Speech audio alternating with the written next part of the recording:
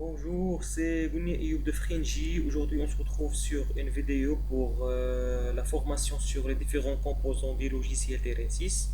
La vidéo précédente a porté sur le type 109, destiné à la lecture des données météorologiques et le calcul de rayonnement solaire sur un plan incliné. Donc, pour aujourd'hui, je vais vous montrer un autre type qui est aussi très intéressant, c'est le capteur solaire plan.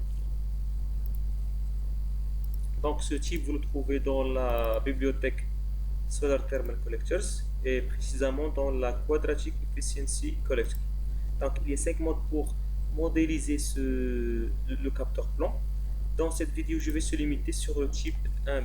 Donc pour mieux comprendre le fonctionnement et les différents paramètres du capteur, je vais vous montrer le modèle mathématique du collecteur.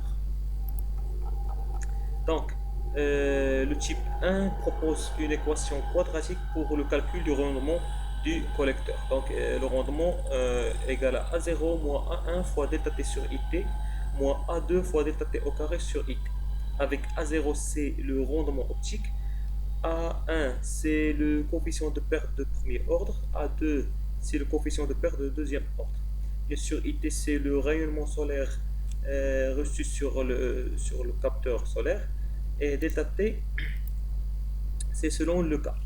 Soit il est égal à la température du fluide à l'entrée moins la température ambiante, ou bien la température moyenne moins la température ambiante, ou bien la température de sortie moins la température ambiante. Généralement, les Américains travaillent avec la première définition et les Européens travaillent avec la deuxième définition.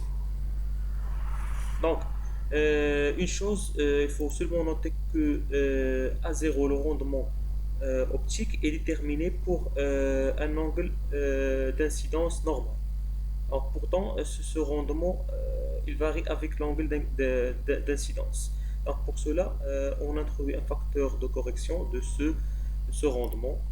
C'est le facteur de correction du rendement optique qui est égal à 1 moins B0, facteur de 1 sur cos θ moins 1, moins B1 facteur de 1 sur cos θ moins 1 au carré.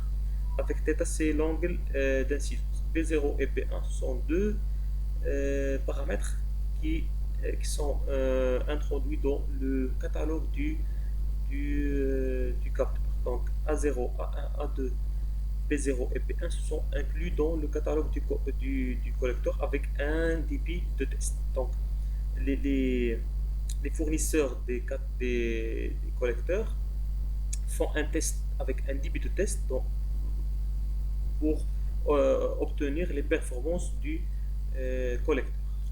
Donc je pense que le modèle mathématique est compris. Donc maintenant on peut passer à l'introduction des différents paramètres. Pour le premier paramètre, c'est le number in series, c'est le nombre de collecteurs en série. Le deuxième paramètre, c'est la surface d'un seul collecteur. Le fluid spécifique, c'est la chaleur spécifique du fluide du travail. Efficiency mode, ce paramètre indique est-ce qu'on travaille avec la définition européenne ou bien la définition américaine de la différence de température. Donc, si vous achetez un capteur français ou bien européen en général, donc vous travaillez avec la définition européenne, ça veut dire la température moyenne ou la température ambiante.